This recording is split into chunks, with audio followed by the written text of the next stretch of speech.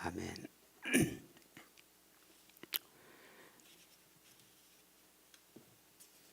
우리가 잘 아는 대로 창세기 3장의 말씀은 어떻게 보면 우리가 익숙해져서 그렇지 사실 그 내용이나 분위기로 봐서는 마치 동화책 속에 나오는 이야기 같습니다. 그런데 영어로 번역이 되고 또 다른 나라의 말로 번역되고 또 그것이 우리나라의 말로 번역되다 보니까 비교적 잘된 그런 번역이지만 말씀이지만 때로는 좀 분위기가 잘 안 살아날 때가 있습니다. 그래서 그 말씀이 특히 이런 이야기로 우리들에게 전해질 때는 그 말씀 속에 있는 그 분위기와 느낌이 좀 저희들에게 필요합니다. 마치 시를 읽을 때 그 시에서는 우리가 많은 그 감정과 또 분위기를 느낌으로 인해서 그 시적인 감상에 또 우리가 많이 이해하고 그걸 받아들이게 되지 않습니까? 그래서 제가 따로 번역을 하는 건 아니고요. 그 공동 번역에 좀 재밌는 표현들이 있고 이 3장의 이야기가 좀 더 잘 전달된 것 같아서 준비했습니다. 파워포인트를 여러분들 보시면 되겠습니다. 좀 전에 저희가 읽은 거는 이제 저희가 늘 보는 개역개정인데 공동 번역에 아주 재밌게 나왔습니다. 제가 하는 얘기는 아니고요. 구약을 연구하시는 그런 교수님 중에 몇 분들이 신학자들이 그런 얘기를 합니다. 신약은 모르겠는데 공동 번역은 특히 구약이 재밌게 그 어떤 의미 있게 잘 번역이 돼 있다고 그래서 그걸 보면 좋다고 권면하고 그럽니다. 3장의 말씀을 우리 같이 한번 읽어 나가는데요. 제가 읽어 나가면서 설명을 하죠. 유튜브로 보시는 분들 자막을 보시면서 함께 말씀을 나눴으면 합니다. 3장 1절부터 6절까지만 제가 읽어 나가면서 첨언을 해드리겠습니다. 여호와 하나님께서 만드신 들짐승 가운데 제일 간교한 것이 뱀이었다. 그 뱀이 여자에게 물었다. 하나님이 너희더러 이 동산에 있는 나무 열매는 하나도 따먹지 말라고 하셨다는데 그것이 정말이냐? 우리가 좀 전에 읽었던 개역개정에는 하나님이 참으로 너희더러 이런 식으로 나와 있는데 이 공동번역은 그 참으로라는 말을 뒤로 뺐습니다. 그래서 더 분위기가 삽니다. 그 의미가 더 전달이 잘 되는 것 같아요. 하나님이 너희더러 이 동산에 있는 나무는 하나도 따먹지 말라고 하셨다는데 지금 이 부분에서 뱀은 알고 있습니다. 하나님이 그렇게 말씀하셨다는 것을 분명히 알고 있어요. 따먹지 말라고 하셨다는데 내가 알고 있다. 그런데 그것이 정말이냐? 상당히 그 도발적인 질문입니다. 여자가 뱀에게 대답했다. 아니다. 하나님께서는 이 동산에 있는 나무 열매는 무엇이든지 마음대로 따먹되 죽지 않으려거든 이 동산 한가운데 있는 나무 열매만은 따먹지도 말고 만지지도 말라고 하셨다. 그러자 뱀이 여자를 꾀었다. 조금 전에 읽었던 개역개정에는 그러자 뱀이 여자에게 말했다는 식으로 얘기하거든요. 꾀었다라는 표현이 더 좋습니다. 절대로 죽지 않는다. 이렇게 뱀이 단언하는 것은 여자를 꾀기 위해서 한 말이라는 것이죠. 5절입니다. 그 나무 열매를 따먹기만 하면 너희의 눈이 밝아져서 하나님처럼 선과 악을 알게 될 줄을 하나님이 아시고 그렇게 말하신 것이다. 조금 전 개역개정에서는 하나님이 아셨다라고만 표현이 되어 있거든요. 그런데 여기서는 표현이 좀 더 구체적입니다. 너희의 눈이 밝아져서 하나님처럼 선과 악을 알게 될 줄을 하나님이 아시고, 그러니까 하나님이 아시고라고 표현함으로 해서 하나님이 또는 짓궂게 때로는 나쁜 마음을 갖고 했다라는 그런 분위기를 주지 않습니까? 우리 그런 일 있지 않습니까? 그 형아들이나 누나들이 맛있는 거 어디다 몰래 감춰놓고 그 동생들 안 보이는데 감춰놓고 먹는데 때로는 거짓말하죠. 동생들이 저거 뭐야? 그럼 저거 너는 그냥 건드리지도 마. 저거 위험한 거야. 그래도 사실은 자기 혼자 먹으려고 그런 거 아니겠습니까? 그러니까 아이들이 제 동생이 그것을 먹을 걸 알고 그리고 미리 어떤 그 경고를 주는 것이죠. 숨기기도 하고요. 이 분위기가 그렇습니다. 너희의 눈이 밝아져서 하나님처럼 선과 악을 알게 될 줄을 하나님이 아시고 그래서 일부러 고의적으로 그렇게 말하신 것이다. 나쁜 의도가 있다라는 뜻으로 얘기를 하는 거죠. 자, 6절에 여자가 그 나무를 쳐다보니 과연, 개역개정에는 과연이란 말이 없습니다. 근데 과연 이 말을 통해서 그 전까지 여자에게는 그런 마음이 없었는데 있었어도 표현을 안 하거나 속으로만 갖고 있었는데 이제는 그 말을 듣고 보니 뱀이 여자를 꾀는 그 말을 듣고 보니 그러고 나서 보니까 과연 먹음직하고 보기에 탐스러울 뿐더러 사람을 영리하게 해줄 것 같아서 그 열매를 따먹고 같이 사는 남편에게도 따주었다. 남편도 받아 먹었다. 오늘 이 말씀 속에서 저는 두 가지로 대조되는 것이 있다고 생각합니다. 그 점을 살펴보면 말씀의 의미를 잘 살펴볼 수 있을 것 같아서 두 가지 대조를 먼저 말씀드리겠습니다. 첫 번째는 2장 17절에 보면은 하나님께서 먹지 말라고 경고하시는 말씀이 나옵니다. 거기서 이렇게 말씀하시죠. 먹지 말라. 먹으면 반드시 죽는다. 하나님의 말씀입니다. 그런데 툭 건너뛰어서 3장 4절에 보면은 조금 전에 읽으셨지만 뱀은 거꾸로 말하고 있습니다. 먹어도 반드시라는 말 대신에 이제 절대로 또는 결코 죽지 않는다. 이렇게 표현하고 있습니다. 그래서 이 두 말씀이 앞뒤에 떨어져 있는데 정반대 대조적인 모습을 보여주고 있습니다. 첫 번째 했던 먹지 말라 먹으면 반드시 죽는다 해서 우리말로는 반드시 죽는다. 영어로는 surely 이렇게 표현했는데 사실 원래 말에 의하면은 반드시란 말이 없고요. 먹지 말라 먹으면 죽는다. 죽는다. 이렇게 두 번 표현하고 있습니다. 좀 어색한 표현이죠. 어떻게 보면 좀 유치하기도 합니다. 그런데 그 당시에 어떤 그 문장이나 표현법은 그랬던 것 같습니다. 근데 여기에 중요한 의미가 있다는 것을 우리가 생각해야 됩니다. 지금 이 말씀은 이 3장의 사건은 창세기 1, 2장에서 하나님의 창조의 사역이 끝난 이후에 이루어진 일이거든요. 그런데 지금 하나님께서 여기서 말씀하실 때 죽는다라는 표현을 일부러 두 번 하신 것은 굉장한 의미가 있다고 생각합니다. 그러니까 그 당시에 문학적인 표현일 수도 있지만 거기에는 하나님의 깊으신 뜻이 있다 생각하는 것은 하나님께서 천지를 창조하실 때 말씀으로 창조하실 때 빛이 있으라 그럴 때 두 번 얘기하지 않았습니다. 하나님은 한 번 얘기하시면 그걸로써 피조물이 생겨나고 창조되었던 것입니다. 그런데 하나님께서 두 번 표현하신다? 그러면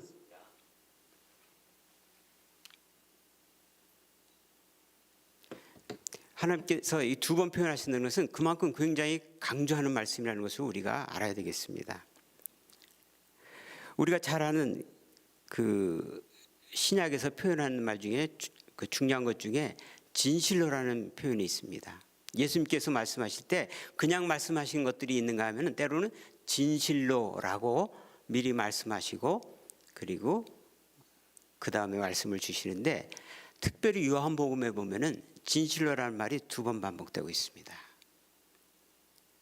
진실로가 한 번만 언급이 돼도 중요한 건데 두 번씩 표현됩니다. 진실로 진실로 내게 이르노니 라고 요한복음은 기록하고 있습니다. 그런 것을 볼 때 이 두 번씩 표현한다는 것은 굉장히 중요하고 확실하다는 것을 뜻하기 때문에 우리말 성경에서는 반드시 죽는다 이렇게 표현을 했습니다. 그런데 뱀도 그렇게 표현을 하지요.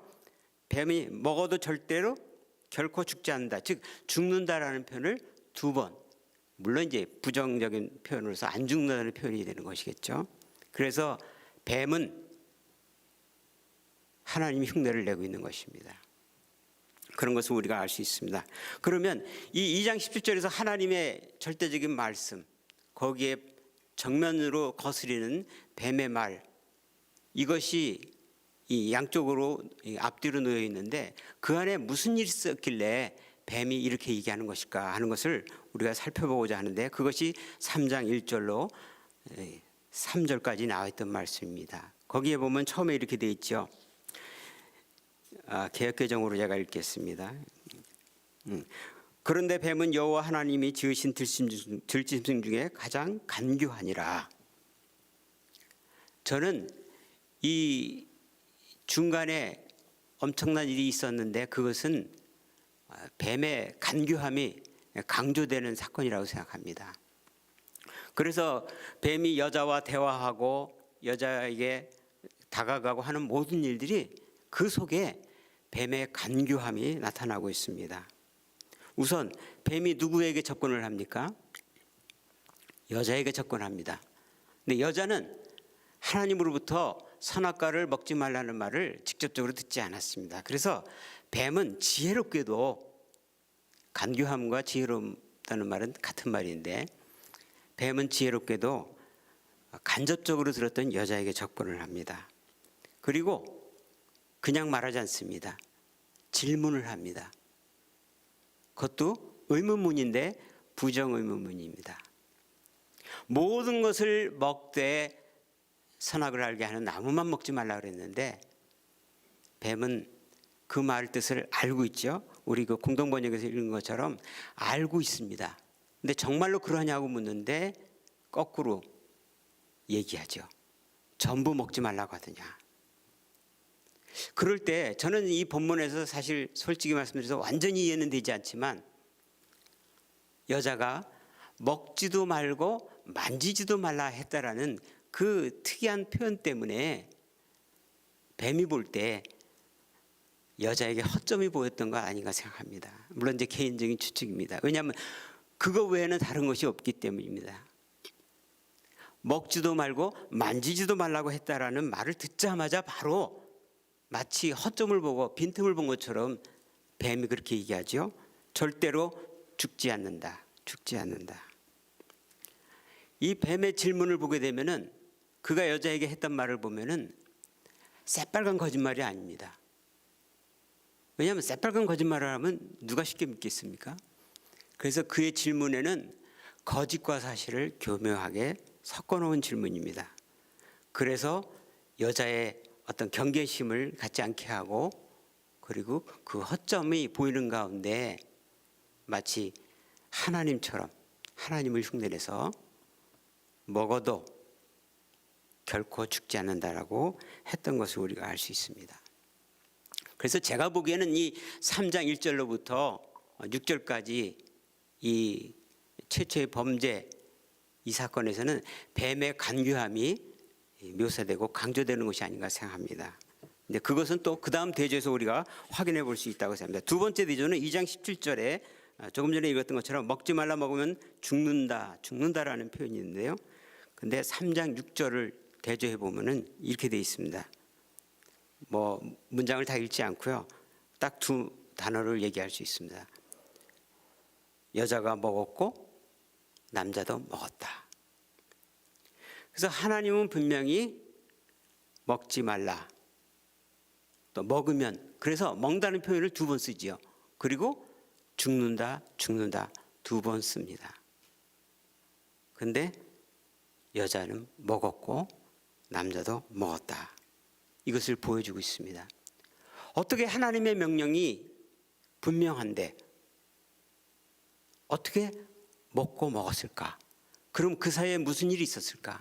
물론 좀 전에 살펴본 대로 뱀의 유혹이 있고 그것으로 인해서 꾀임을 받았다는 것을 알 수 있는데, 그러나 지금 이 대조에서 우리가 살펴봐야 하는 것은 이렇게 하나님의 명령을 정면으로 어기면서 실제로 열매를 따먹는 그런 범죄를 행동으로 옮기게 된 것은 여자의 태도에 있었습니다. 제가 다시 한번 거기를 보죠. 여자가 그 나무를 본즉 먹음직도 하고 보암직도 하고 지혜롭게 할 만큼 탐스럽기도 한지라. 이 먹음직이라고 되어 있는데요. 또 보암직이라고 되어 있는데, 여자가 그 나무를 보고 좋았다라는 것입니다. 근데 이 표현이 어디서 나오지 않습니까? 하나님께서 천지를 창조하실 때 창조하시고 항상 붙이던 말씀이 계셨죠. 보시기에 좋았더라. 그런데 여기서 여자가 보기에 좋았습니다. 사탄의 공격이 제대로 되었습니다.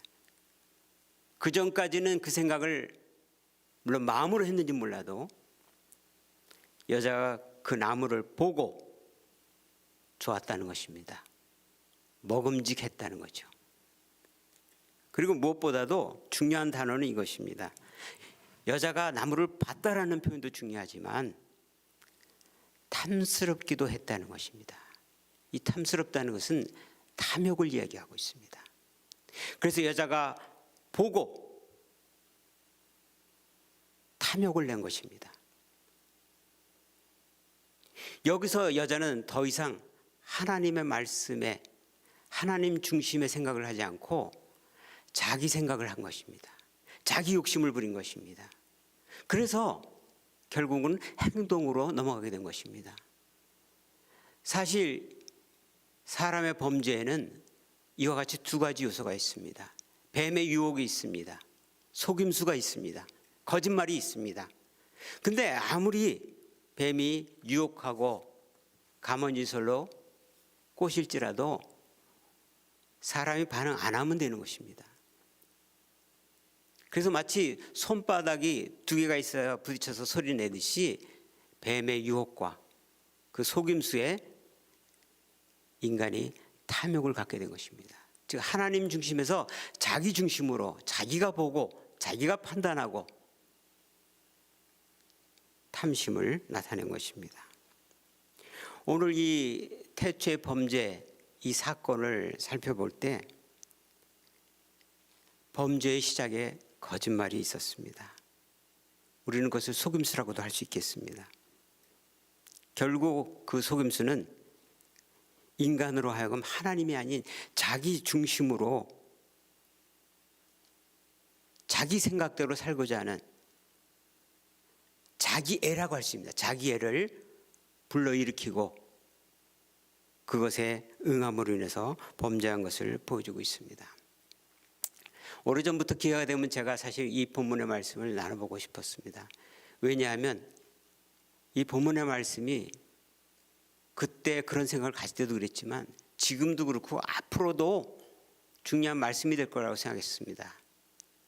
왜냐하면 제 개인적인 경험이나 생각에 의하면 정확한 것이 아닐 수도 있습니다만 한 4, 5년 된 것 같습니다. 그 전에부터 제가 가짜라는 말을 많이 들은 것 같다는 생각이 듭니다. 특별히 가짜 뉴스. 그 전에 가짜라는 말을 왜 제가 안 들었겠습니까? 그리고 페이크란 단어를 들은 적은 있지만 그렇게 많이 들은 적은 없었던 것 같아요. 제가 페이크라는 말을 처음은 아닐 것 같은데 가장 분명히 기억에 남게 들은 것은 트럼프 대통령이 늘 그 화면에서 할 때 페이크란 말을 제가 자주 들었던 것 같습니다. 물론 이게 제 주관적인 판단이고 객관적인 사실이 아닐 수도 있는데 제 생각엔 그랬습니다. 옛날 우리말에 그런 말이 있죠. 발 없는 말이 천리를 간다. 사실 천리를 가는 말은 적토마지요. 근데 우리말이 재밌습니다. 발 없는 말. 그러면 달리는 말이 아니겠죠. 우리가 쓰는 이 말을 얘기하는데 발 없는 말이 천리를 간다. 그렇죠. 사람의 말이 소문이 퍼지면 그만큼 멀리 신속하게 번진다는 것인데 사실 옛날에 교통수단이 없고 오늘날과 같은 그런 그 인터넷을 통한 전자망이랄까 이런 것이 없을 때 어떻게 그렇게 발 없는 말이 천리를 간다? 이건 좀 너무 과장 아닌가? 그래서 저는 이런 우수 생각을 해봅니다.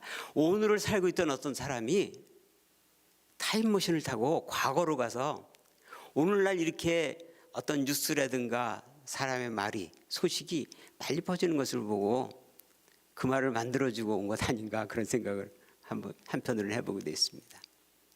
그런데 오늘날 저는 이 말보다는 그런 생각이 듭니다. 근거 없는 말들이 근본을 흔든다. 오늘 우리들의 삶 속에 얼마나 많은 거짓말과 속임수가 있습니까?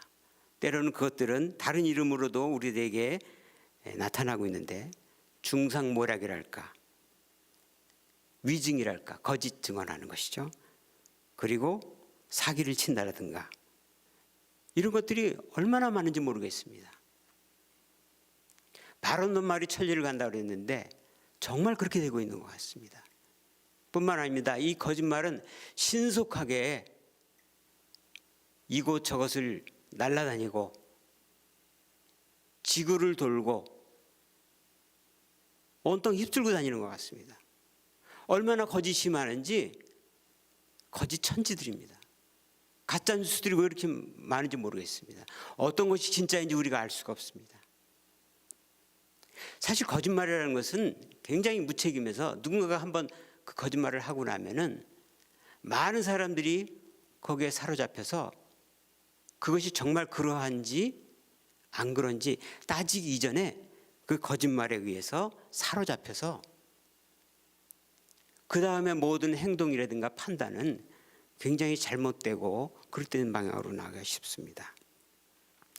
우리가 이 태초의 범죄, 태초라고 하면 안 되겠군요. 범죄의 시작에 거짓말이 있었다는 것을 심각하게 받아들여야 하는 이유가 범죄의 처음에 이 거짓말로 인해서 범죄가 일어났다는 것도 있지만 오늘날의 우리들의 현실을 볼 때도 너무나도 그 피해가 막심하고 그 거짓말이 너무나 우리의 삶을 파괴하고 있기 때문입니다. 무엇보다도 근본적으로 거짓말은 그 거짓말 자체가 악한 것을 품고 있습니다. 사람들이 왜 거짓말합니까? 자신의 잘못된 것을 감추기 위해서 하겠죠. 근데 더 나아가서 다른 사람을 모함할 때 씁니다. 해롭게 하려고 할 때 씁니다. 굉장히 의도적인 악의를 가지고 나오는 것이 거짓말입니다. 때로는 사람을 죽이기도 합니다. 죄 없는 사람을 죄인으로 몰아서 감옥에 보내기도 하고요. 한 사람의 이미지를, 인생 전체를 망가뜨리는 일도 많습니다. 그래서 우리가 잘 아는 10계명에도 9번째 계명에 하나님께서 이런 말씀, 계명을 주시지 않습니까?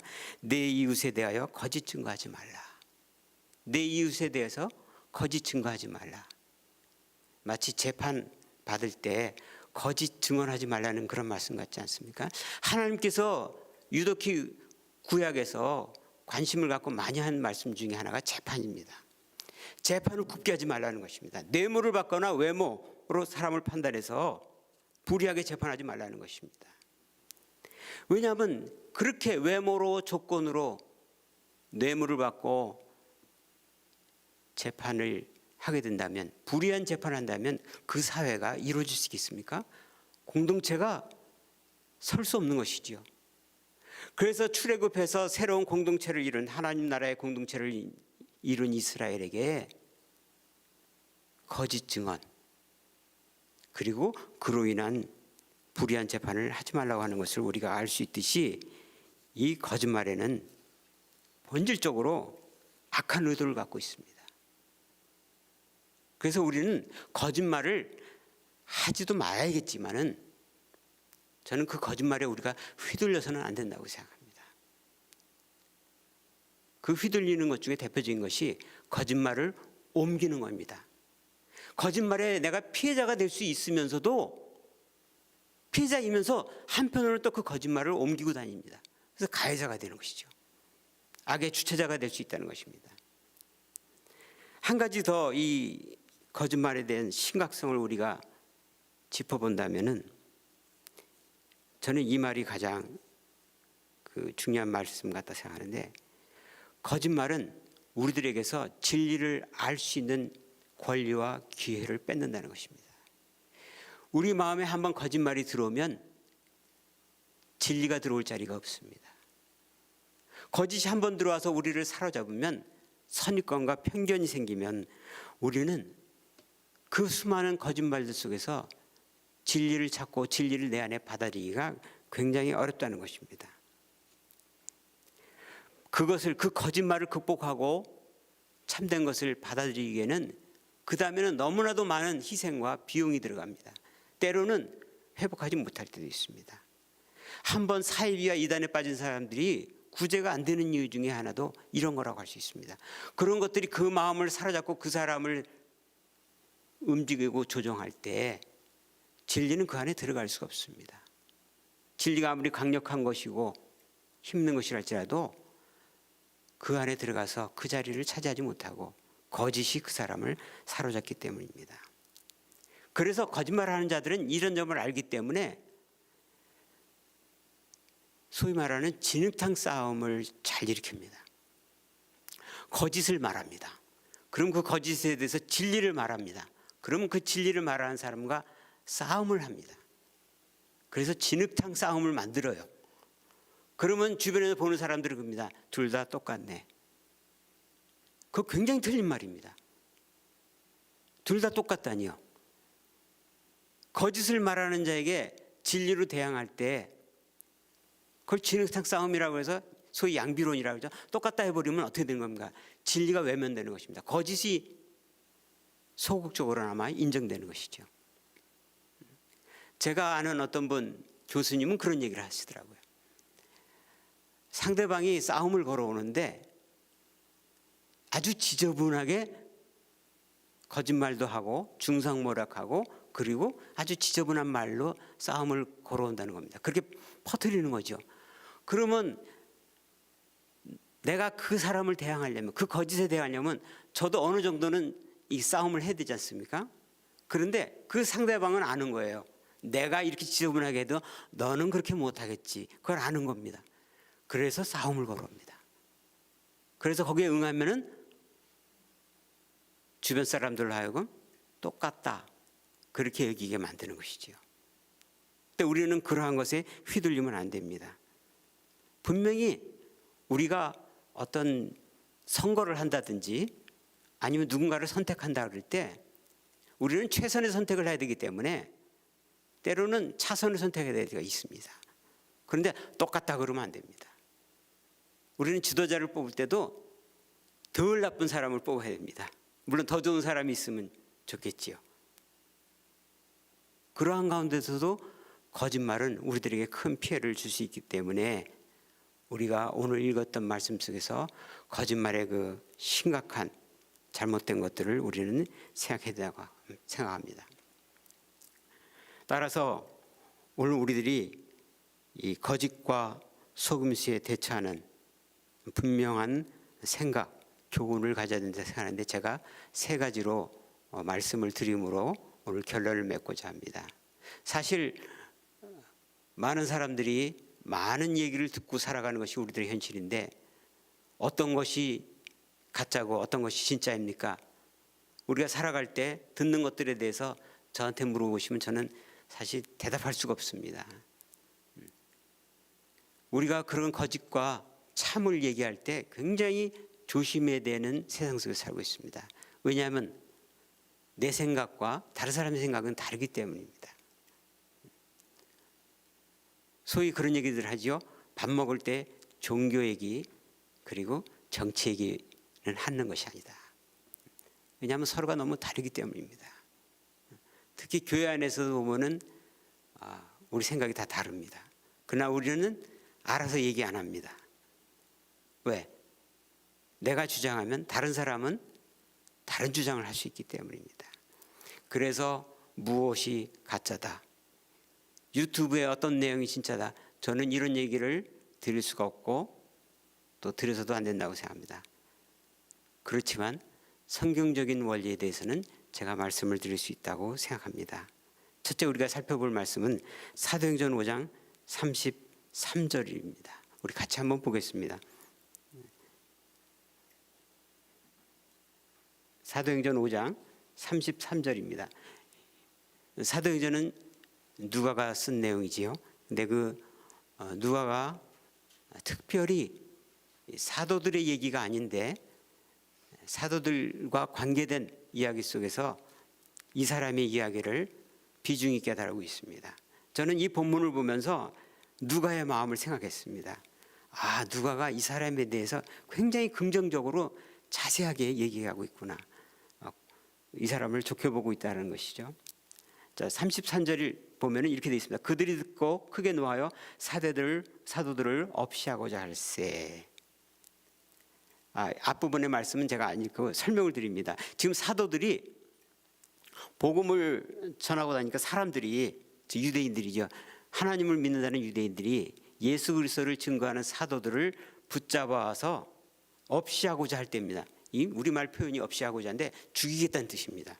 지금 살기가 등등합니다. 이 분위기가 군중들이 막 몰려와서 지금 집단으로 린치를 가하고 죽이겠다는 것입니다. 이럴 때 바리새인 가말리엘은 율법 교사로 모든 백성에게 존경을 받는 자라, 굉장히 긍정적으로 표현하고 있죠. 물론 미화한 것이 아니고 실제로 그럴 것입니다. 공회 중에 일어나 명하여 사도들을 잠깐 밖에 나가게 하고, 상당히 그 지혜로운 모습을 보여주고 있습니다. 말하되 이스라엘 사람들아, 너희가 이 사람들에게 대하여, 즉 사도들에게 대하여 이렇게 어떻게 하려는지 조심하라. 지금 막 죽이려고 들고 있거든요. 이전에 드다가 일어나 스스로 선전하며 사람이 약 400명이나 따르더니 그가 죽임을 당하며 따르던 모든 사람들이 흩어져 없어졌고, 그 후 호적할 때에 갈릴리 유다가 일어나 백성을 꿰어 따르게 하다가 그도 망한즉 따르던 모든 사람이 흩어졌느니라. 자, 여기서부터 같이 읽겠습니다. 시작. 이제 내가 너희에게 말하노니 이 사람들을 상관하지 말고 버려두라. 이 사상과 이 소행이 사람으로부터 났으면 무너질 것이요, 만일 하나님께로부터 났으면 너희가 그들을 무너뜨릴 수 없겠고 도리어 하나님을 대적한 자들까 하노라 하니.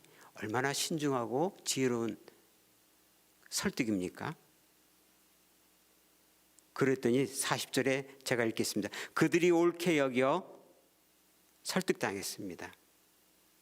사도들을 불러들여 채찍질하며 예수의 이름으로 말하는 것을 금하고 놓았다, 이렇게 돼 있습니다. 사도들을 살려줬습니다. 그런데 이 가말리엘의 그 말을 보세요. 만일 하나님께로 났으면 너희가 그들을 무너뜨릴 수가 없겠고 도리어 어떻게 합니까? 하나님을 대적하는 자들과 하노라 하니. 우리가 우리 주위에 있는 거짓말과 속임수, 가짜에 대해서 때로는 쉽게 단정할 때가 많습니다. 그럴 때 이 가말리엘의 신중한 모습, 지혜로운 방법이 참 우리들에게 교훈이 되지 않을까 생각합니다. 저는 누가가 그래서 이 부분을 세세하게, 자세하게, 짧은 글이지만 자세하게 우리들에게 전하고 있다고 생각합니다. 이 가말리엘의 자세, 이 가말리엘은 아마도 바울의 선생이었던 것 같은데, 나중에 그 바울이 사도행전 후반부에 가면 자신을 소개할 때 유대인이었고 가말리엘의 문화생이었다라는 표현을 합니다. 아마 그 가말리엘 같은데, 어쨌든 이 가말리엘의, 이 사람은 예수 그리스도를 믿는 사람으로 나타나고 있지는 않지만 예수 그리스도가 나오셔서 사도들이 복음을 전함으로 막 기독교가 이제 전파되기 시작할 때쯤이니까 그의 예수 믿고 안 믿고 그것을 따지기보다는 그가 하나님을 믿는 사람으로서, 율법사로서 굉장히 지혜롭고 신중한 모습을 보여줄 때 우리들에게도 참고할 만한 그런 교훈이 있다고 생각해서 이 말씀을 소개합니다. 그렇기 때문에 우리가 이런 그 우리 주위에 있는 말들에 대해서, 사건에 대해서, 일어나는 모든 일들에 대해서 지혜롭게 신중하게 판단하고, 때로는 좀 시간을 두고 그렇게 하는 것이 지혜롭겠다 하는 생각입니다. 두 번째 살펴볼 말씀은 예수님께서 우리들에게 주신 아주 매우 실제적인 교훈이라고 생각합니다. 마태복음입니다. 마태복음 7장 20절로 21절을 보겠습니다.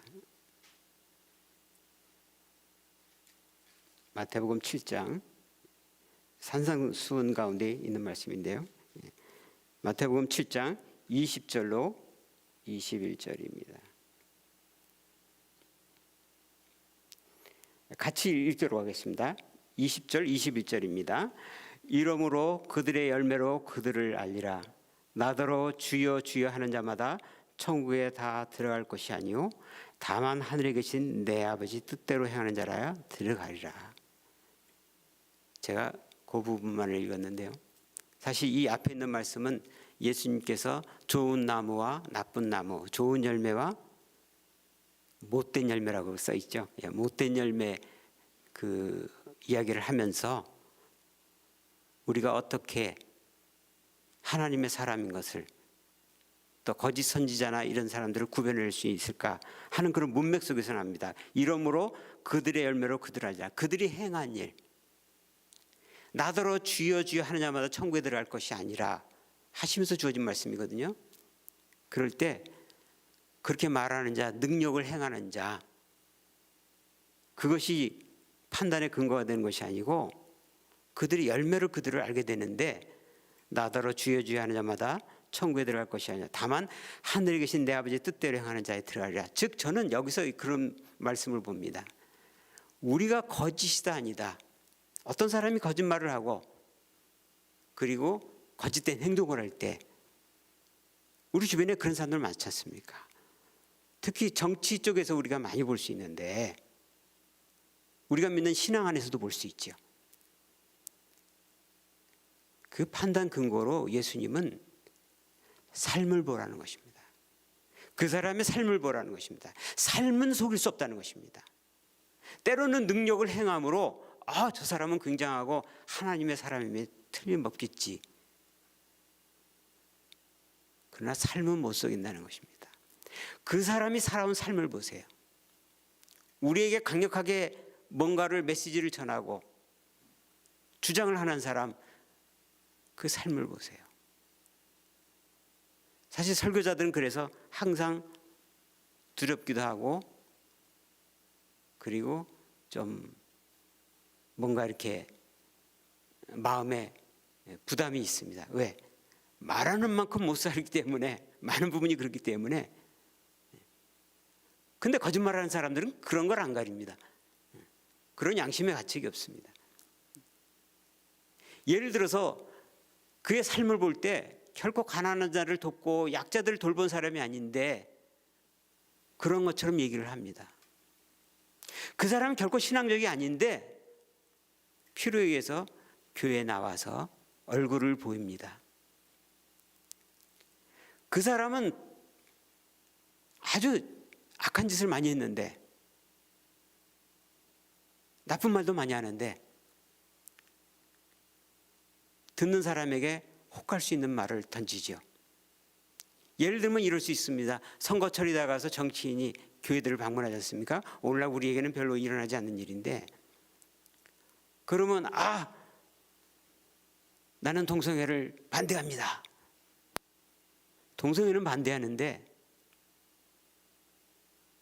뇌물 받고 하지 말아야 될 짓을 한 적이 있을 수 있거든요. 그럴 때 우리는 그 사람의 삶을 봐야 된다는 것입니다. 그 사람이 어떻게 삶을 살아왔는지, 그 사람이 정말 섬기는 자세로 살아왔는지, 이건 하나의 예겠죠. 오늘 우리 주변에 있는 사람들이 우리들에게 많은 말들을 합니다. 우리 주위에 떠돕니다. 그럴 때 과연 그렇게 말하는 사람들의 삶은 어떠한가? 많은 지도자들을 여러분들이 한번 보세요. 그들의 삶이 어떠한지. 그리고 우리가 판단하고 그들의 말을 참이냐 거짓이냐를 우리가 분별해야 한다고 생각합니다. 마지막으로 세 번째 말씀은 우리가 잘 아는 바울이 아주 극찬을 했던 사람들의 모습인데, 사도행전 17장 11절입니다. 사도행전 17장 11절의 말씀입니다.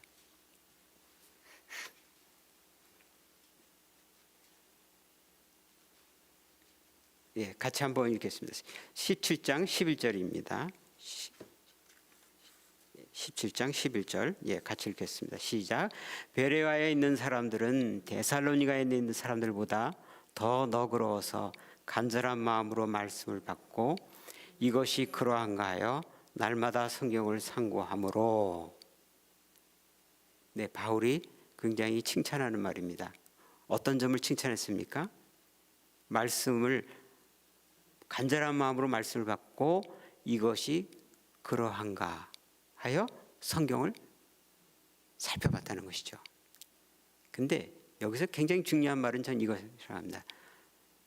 이것이 그러한가 하여. 이것이 그러한가. 정말 그런가. 말씀을 보는 중요한 자세입니다. 그렇게 말씀을 우리가 봅니다. 말씀을 읽습니다. 이것이 그러한가. 이게 정말 하나님의 뜻인가. 우리 주 예수 그리스도께서 우리들에게 원하시는 말씀인가. 그렇게 말씀을 읽고 그리고 그 마음으로 그 믿음으로 우리는 세상을 읽어야 하는 것입니다. 그래서 그 세상을 읽을 때 어떻게 읽어야 되겠습니까? 정말 그러한가요? 전 여기에 지혜로운 교훈이 있다고 생각합니다. 처음에 뱀이 여자에게 어떻게 물었습니까? 정말이냐? 참으로 하나님이 그랬냐? 처음으로 들어가서 뱀은 역시 지혜로웠습니다. 말씀을 마치는 순간에 가만히 생각하니 정말 지혜로웠습니다. 간교했습니다. 우리가 학교에서 학생들 공부할 때 학생들이 잘 이해하고 깨달았는지 정말 그렇게 알고 있는지 알기 위해서 선생들은 질문하지 않습니까? 근데 질문할 때 A는 B다 그러면 A는 B 맞니? 이렇게 질문할까요? 그렇게도 할 수 있지만 거꾸로 부정으로 A는 B가 아니지? 그러면 알고 있는 학생들은 어떻게 합니까? 더 강력하게 아니에요. A는 B예요. 그래서 그의 지식을 확인하고 그의 깨달음을 확인할 수 있는 것이죠. 그래서 오늘날 우리가 말씀을 올 때 베레아처럼 정말 그러한가, 참으로 그러한가 살펴보면서 말씀을 읽듯이 우리는 그러한 자세로 그러한 말씀을 갖고 참으로 그러한가 질문하고 살펴보는 자세가 필요합니다. 그러한 마음으로 우리 주변에 있는 일들을 살펴보시기를 바랍니다. 참으로 그것이 진리인가? 거짓은 아닌가? 우리가 믿는 기독교는 진리의 종교입니다. 본질을 믿는 종교입니다. 그런데 우리가 이 거짓된 세상 속에서 거짓이 난무하는 우리의 삶의 주변에서 그러한 것들을 용납하고 알게 모르게 본이든 아니든 거짓에 속고 또 거짓에 휘둘리고 때로는 그 거짓을 나도 모르게 퍼나르고 전달하는 자가 된다 그러면 그것은 참으로 하나님께서 바라시는 바가 아니라고 생각합니다. 앞으로도 우리들의 삶에는 많은 거짓이 있을 수 있습니다. 그리고 우리들을 유혹하고 우리들을 그릇된 길로 인도할 수 있습니다. 단지 정치적이 되라는 얘기가 아닙니다. 우리 삶을 정치와 분리할 수가 없죠. 제가 곰곰이 생각해 봤습니다. 교회에서 정치적인 얘기하면 안 되고 우리 형제자매들과 교제할 때도 정치적인 하면 안 되지요. 그러면 정치를 빼놓으면은 우리의 삶이 어떻게 될까? 그럼 우리에게 많은 거짓이 들어옵니다. 그리고 그 거짓에 피해를 입습니다. 우리뿐만 아닙니다. 가장 밑바닥에서 가난하고 약한 자들이 피해를 입고 고통을 받습니다. 그래서 예수님께서 정치적인 발언을 하신 것이 아닌가. 가난한 자와 약한 자들을 돌보시고 그 당시에 정치 세력이라 할 수 있는 종교 지도자들을 대항하면서 하나님의 말씀을, 하나님의 사랑을 가난한 자들에게 전하고 그들을 위해서 죽지 않았습니까? 그런 걸 생각하면은 이것을 꺼려하고 회피할 문제가 아니구나. 그렇다고 정치적으로 우리가 많은 얘기를 할 수 없으니 하나님께서 주신 이런 원리를 갖고 내 삶을 주변히 살피고 거짓과 진리를 헤아리고 분별하는 것이 우리들의 삶에서 필요합니다. 하와의 경우를 볼 때, 그 범죄를 볼 때, 뱀의 유혹을 볼 때 오늘 우리가 우리의 삶 속에서 정말 하나님께서 참으로 그러한 말씀을 주셨는가? 하나님께서 참으로 원하는 사회가 이런 사회인가? 그것이 나에게 원하시는 하나님의 모습인가? 우리가 깊이 생각하면서 오늘 우리들에게 주어진 삶 속에서 진리의 삶을 살아가시는 여러분들이 되기를 간절히 바랍니다. 기도하겠습니다. 하나님 아버지, 우리들의